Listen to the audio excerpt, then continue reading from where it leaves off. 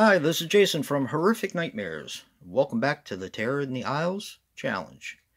This is the segment I'm doing with my good buddy, Joe the Horror Man, where we're going to examine films from Terror in the Isles. Not only the theatrical cut, but the television cut as well. Today we're going to be talking about Alligator. Alligator is a 1980 film, which runs approximately 91 minutes, and is directed by Louis Teague. Now, he was responsible for Cujo, The Jewel of the Nile, and Navy SEALs. Now, this stars Robert Forster as David Madison. He passed away on October 11th, 2019, at the age of 78. He was in Jackie Brown, Mulholland Drive, and Olympus Has Fallen. Robin River as Marissa Kendall. She was in Brothers, Psycho Granny, and a ton of TV. And Michael V. Gazzo as Chief Clark. He passed away on February 14th, 1995, at the age of 71. He was in The Godfather Part 2, Fingers, and Last Action Hero. Now, the budget on this film was $1.5 million, and apparently Bryan Cranston worked on the movie as a production assistant for the special effects department. And apparently Joe Dante was offered to direct the film, but turned it down. Alright. Alligator plays on a urban myth, of course. And the urban myth is that the alligators were flushed down the toilet when they were babies and grew to be enormous in the sewers of New York City. But they changed from the sewers of New York City to Chicago in this one.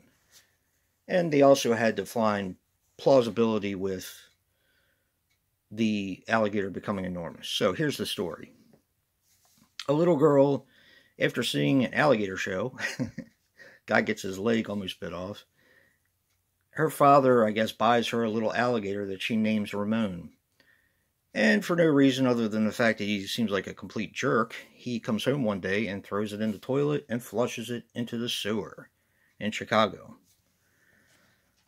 Now, how does this alligator become enormous? Well, that has to do with a laboratory who is testing hormones on animals, and then when they're finished with them, they dump the animals down in the sewers instead of doing what they claim to do, which is they actually take the animals back to the Humane Society and have them cremated.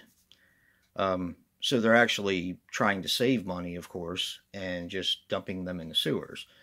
So alligator eats the animals that have been tested with hormones. He becomes a giant alligator. Yeah. Okay. Well, you have a police officer named Madison who's working on the vets who deliver, or pet shop guys and vets who deliver dogs to these companies in order to have them experimented on. And he finds out that there is a slasher, or at least that's what they think, a slasher in the sewers. And he kind of starts working on that case. Now, the funny part about it is, this kind of is a slasher movie, just with a giant alligator. But the slasher turns out to be a huge alligator, and it's just awesome. Now, one of the things I read about this was that Bruce the Shark, which is Jaws, they had a lot of problems in production with Bruce the Shark. They had a lot of problems with this alligator as well, because it's an animatronic alligator. And let me tell you what, they did a fantastic job with it, because it looks pretty real. I mean, it's not hokey looking, it's not cheesy looking. At least it didn't look that way for me. But they did have a lot of problems with it. I guess the alligator's name would be Ramon. So, yeah. I have a history with this film. First few times I saw it, because they used to play it a lot when I was younger on television. This actually comes with the TV cut as well. But I remember seeing it, it had to have been in the late 80s. The first time I saw it uncut is when a friend of mine rented it and I watched it on VHS. And I just saw how much more blood and guts and everything was in it. It's a fun movie. It's basically what all the other Jaws knockoffs did. They took an animal, did basically what Jaws did, but then while Jaws was rated PG, they ramped up the violence and the carnage. So that's kind of what separates movies like Alligator, Grizzly, Piranha, The Car from normal films. I'm going to get to my relatable recommendation. I'm going to go with Rogue.